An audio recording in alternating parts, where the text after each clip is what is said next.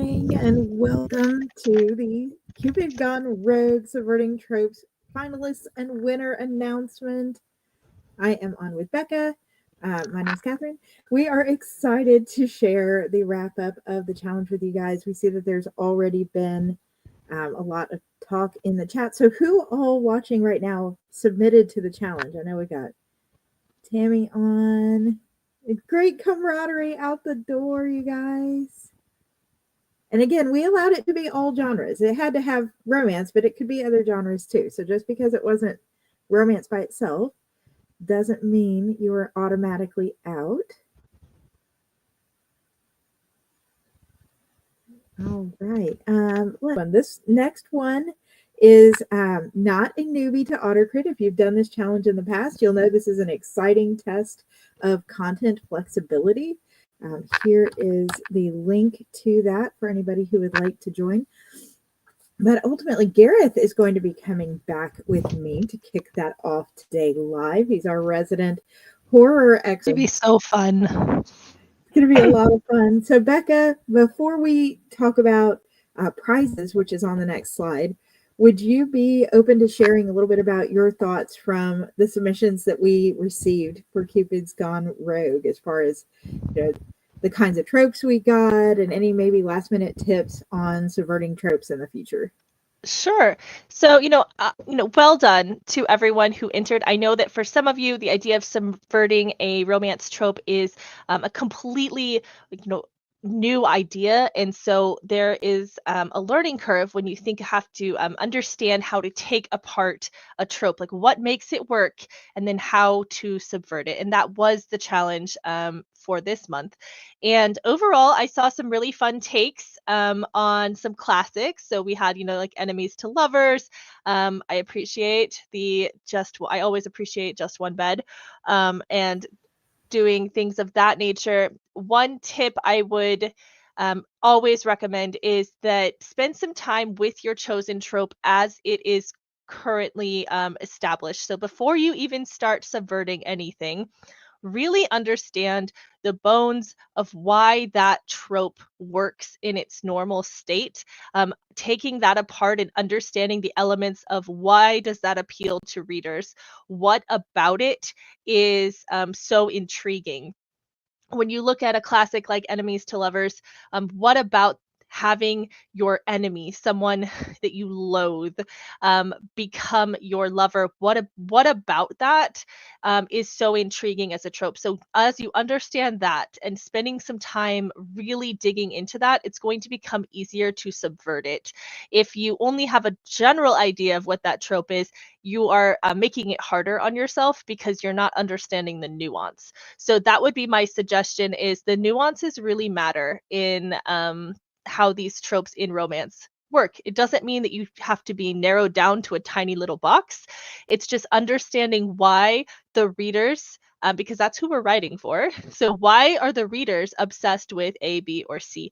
So that would be my suggestion. But overall, I thought it was a lot of fun. I got home from a book signing really late yesterday, like 1 a.m, and I was reading things, and some of y'all made me laugh out loud and make a horrible snorting noise. So well done. And yes, but you do need to, I see S. Gray in the comments. Yes, please understand the trope that you are writing to before you break it, because if you understand the nuance, you can actually break it better. You can subvert it better.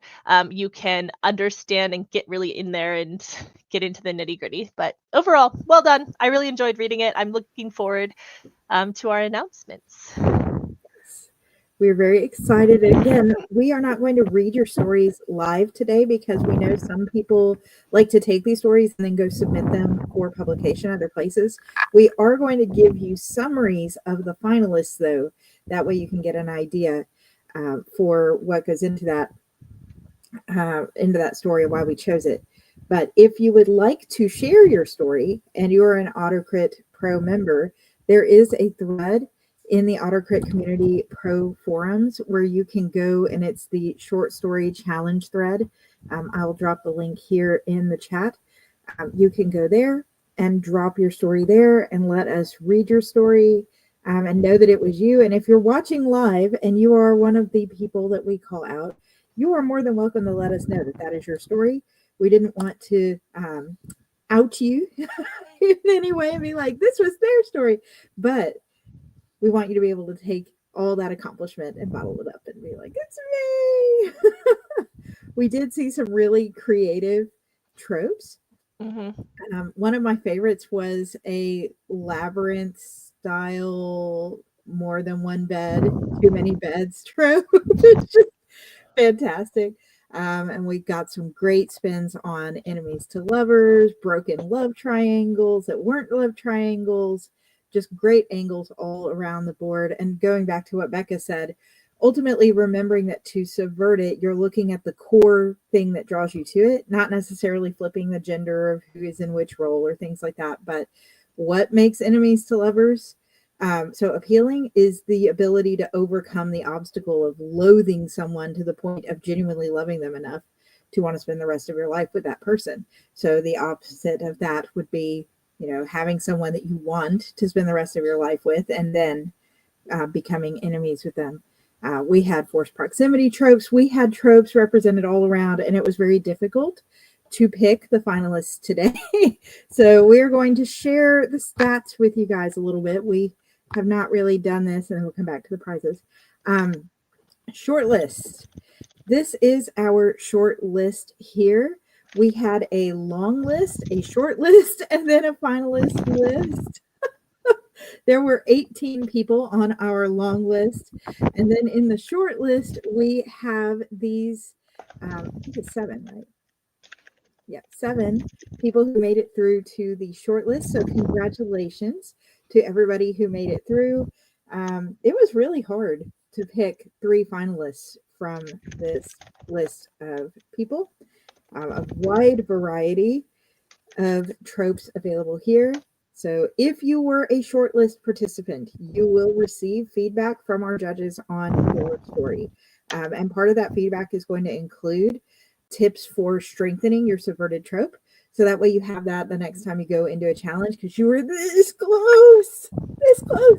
And it's so hard, you guys. So we will send that to you via email after the challenge. Now, our finalists, we're not going to drag this out and make you suffer too much. Our finalists were Sapphire Sparks, Flame Wars, and Romeo and Juliet of Fangs and Fate. So let's see here. We're going to break down which each of these stories are, and then we will share who the winner is. All right, Becca, do you want to take the first one? All right, Sapphire Sparks took the traditional trope of best friend's sibling and the subverted trope of enemy's sibling, which I thought was very creative. I liked that a lot. So a summary is Lizzie Carter wants to prove herself at the annual charity gala for the Metropolitan Children's Hospital Foundation. When Lizzie discovers that a missing high-ticket item for the auction is missing and that the missing item is linked to her rival, she must confront both the mystery and her feelings for the man who helps her solve it. So I thought that this was a great setup, and I liked that understood best friend sibling and subverted it to enemy. So that was a really creative take on that. Yeah, and I really loved the conflict that came out of seeing it be the enemy sibling instead of the best friend sibling. Like every time you do a best friend sibling drama, you get the best friend who you have this tension with. But in this story, there's already the tension of the enemy. So it's almost like enemies to lovers in the regard that there's this big, massive thing you have to overcome before you even get to know this person at all. So this was really unique. We appreciated the take on it and very well written. So congratulations. All right. Flame Wars. This was a twist from insta love to insta hate. And I have to say, when I saw this subversion at the top of the book, I was like, how is this going to feel like a classic romance by the end? But they pulled it off really well by instigating that lifelong impact that comes with hating somebody when you first meet them and then looking back later on down the line and being like, can you remember when I hated you? Summary though, Lexi Blaze, a journalist and social media personality, wants to overcome her writer's block and succeed in her career despite a rival journalist constantly insulting her and undermining her accomplishments. When they are forced to co-host an event, will they be able to overcome their instant hatred to make this vital event work? I don't know. I have so many ideas for like the idea of insta hate. It just gives me I know it's a terrible thing to say that insta hate sparks joy in me, but as an author it kind of does, because you just opened yourself up to a whole world of very snarky banter going back, and I love banter, so going back and forth. All the fact that we have the journalist, you have these events, we have another events, we had a gala with the last one, we're at some sort of event for this one, there's this yeah, it was just really fun. Mm-hmm. And I see somebody asked in the chat about were you supposed to include a summary? No, you were not. We generated these summaries for you. We actually, well, I say generated. My hands generated these summaries of what your stories were about. We asked that you put the trope that you wanted at the top of your document and then how you planned to subvert it. But that was all that we wanted besides the story and your builder. So no, don't worry. If you didn't put a summary like this, that was no reason for you to not make it to the final. All right. And then the last one here, Romeo and Juliet, which is a retelling. I love retellings of Fangs and Fate. This took fated mates and subverted it into fated enemies. I'm going to let you take it, Becca. Okay, so we all are familiar with the Romeo and Juliet story, or it's very common. If you're not familiar with it, then do give it a read. But when Juliet, a young woman who desires to find true love and escape her family's feud, meets Romeo, a charming stranger with secrets of his own, she can't help but be drawn to him. But when Juliet's hot-headed cousin, determined to defend her family's honor by opposing any relationships between rival families, the odds do not seem in their favor. So we have that forbidden romance blossoming there, always a fun element. A deadly change forces them, both of them, to confront not only their family's animosity, but also challenges of their true natures. So taking fated mates, which can be very fun to write. If you're unfamiliar with fated mates, think of it. I write it mostly in shifters, but you can write it in paranormal all over the place. You can also do it as the opposite of in contemporary would be like soulmates kind of situation. So having fated enemies is just really interesting to me. I really like this as an idea. Because if they're destined to hate each other, but then you bring them together, they're going to have that permanent conflict. And I really enjoyed this version of the subverting of this trope. So, yeah. I love the chats right now. Talking about the journalistic tension. And you guys are getting a glimpse. And of course, we tried to keep these summaries specific enough for you to get an idea of the story without spoiling it, in case these authors do want to go on and publish it. It was really hard picking the winner out of 3 that we have on the screen. If you are one of the 3 finalists, you will get a short story critique to use on a future story. That's in addition to the feedback I'm going to send you from our judging team. For this story, that will be added to your author services dashboard, and there might be some swag in the works. So we will email you guys about that. We do have your email addresses. So congratulations and well done all around as we get ready to announce the winner. Let's do it. Whew. And the winner is Flame Wars. I'm going to bring Flame Wars' tile back up. That way anybody can see. The Insta Love to Insta Hate was so creatively done. And while there was some rival to lover aspect in it, that wasn't the trope they chose to subvert. They managed the Insta Hate very well and balanced it with some pretty high stakes things. The event, which we left sort of vague on here, is one that touches very deeply in the core of the story for these characters and for other people in their lives. So for them to fail in getting along to pull this off was such a high stakes thing for such a short amount of time, and it was pulled off so believably, and their relationship had such a clear, concise arc in such a short number of pages.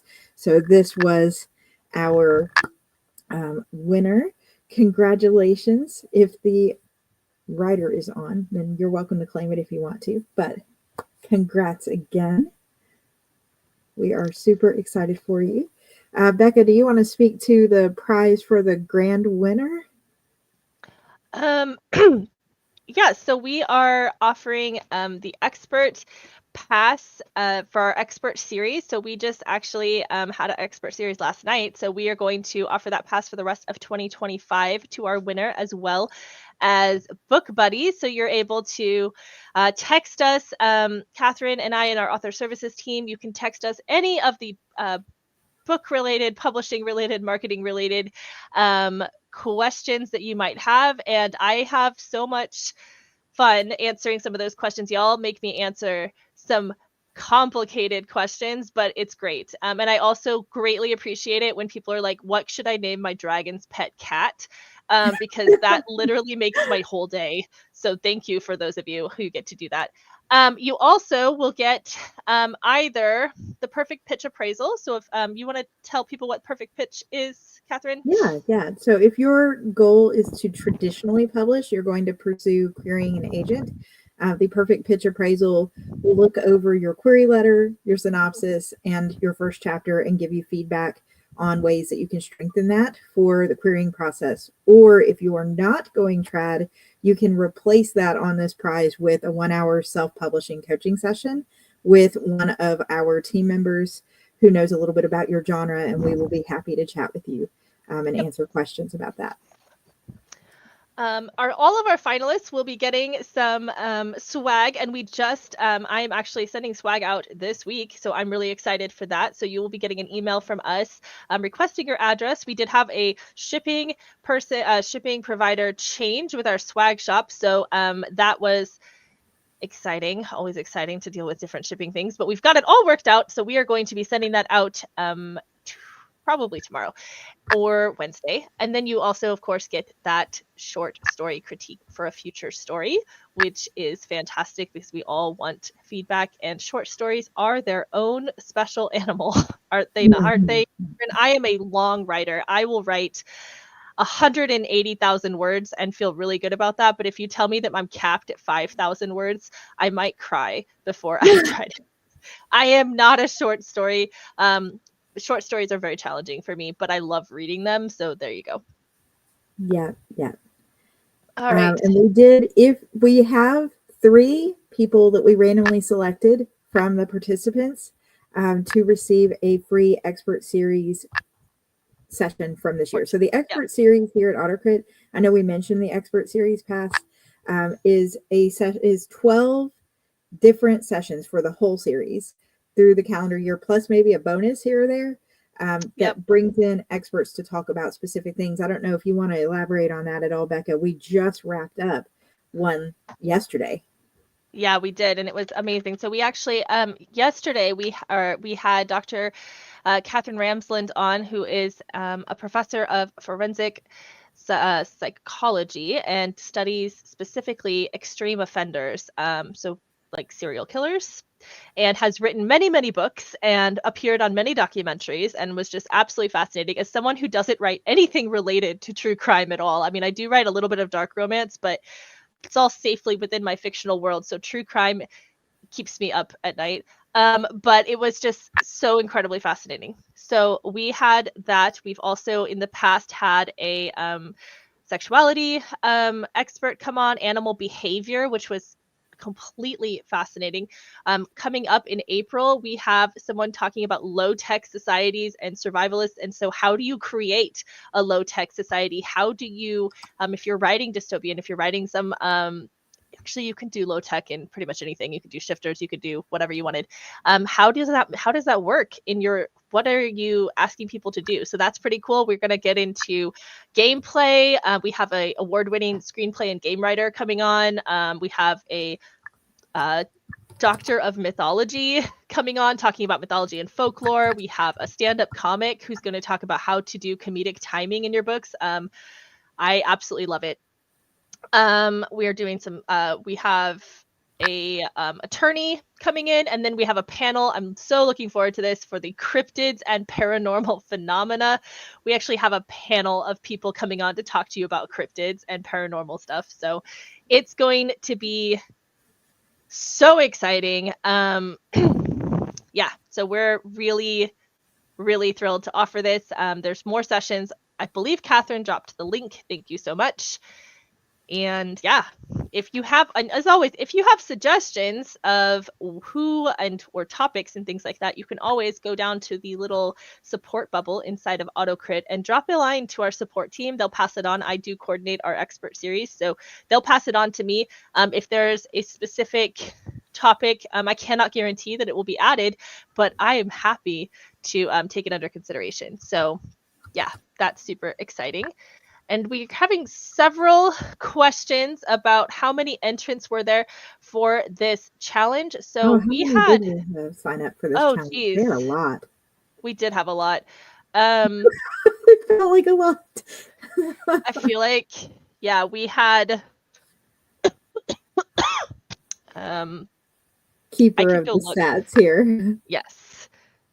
So let's just say that we had well over 1,000 of you participating and signed up for the challenge. As far as how many actually submitted, I would have to go back in and look in my admin portal right now, but enough that it took Catherine and I a while to read through, because we do read through all of our entries. So even if you don't, even if for some that maybe didn't meet all of the requirements, we still read it because we are, this is a human powered reading extravaganza. Yeah, and like I said, we had 18 just on our long list. So we had 18 people on the long list, 7 people on the short list, and then of course the 3 finalists and the winner. And the people that we did draw for the randomly drawn, I'm going to pull your name up in the form of a comment. That way you can see it on the screen. Sorry, I don't know why it didn't space there. Liz Silverman, and then Brian. Now, we had several Brians. Brian, who has CASA in your email address.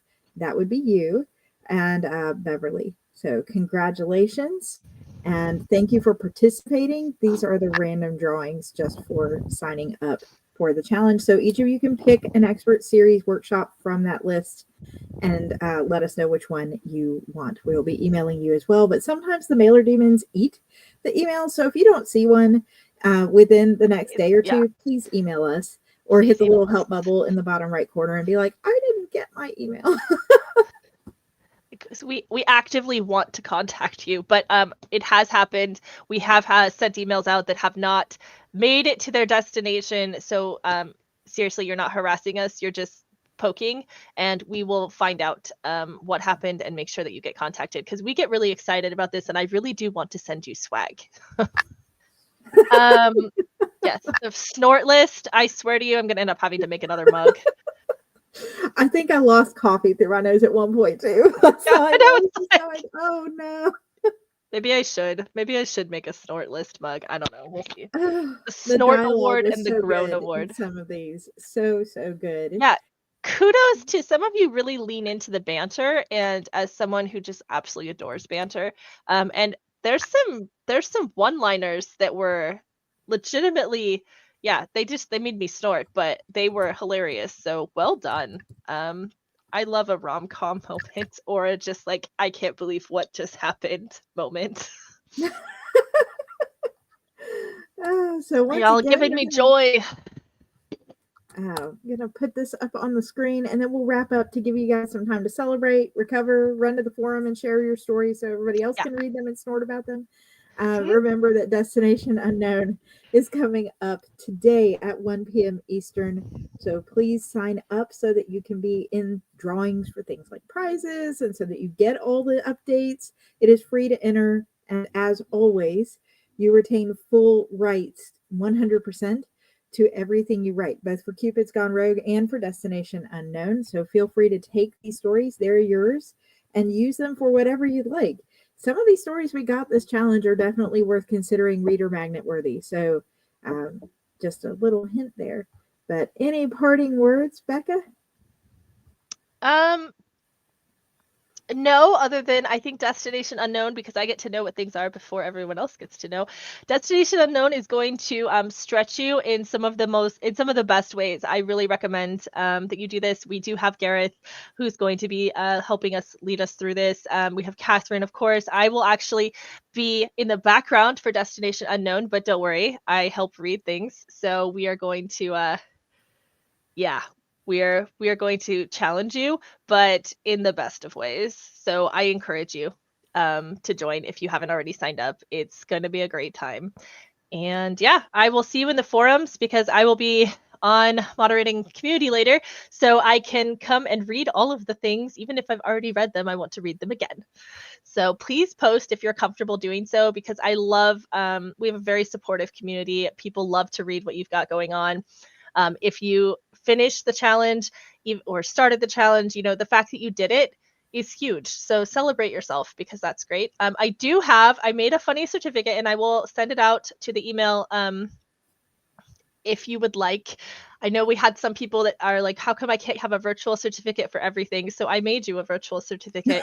Perhaps that is how I should do the snort list. So if you made the snort list, you might get an extra special certificate from Becca saying, thank you so much for making my tea come out of my face. You've got the tea. You have the tea, yes. So you get an extra special certificate. But no, these are things that people like. So I have fun making them. You have to write your own name in, but I create funny things and we'll send those out to you. I think I'm going to email you too much today, so it might be tomorrow when I send you those links, because we don't want to distract from Destination Unknown.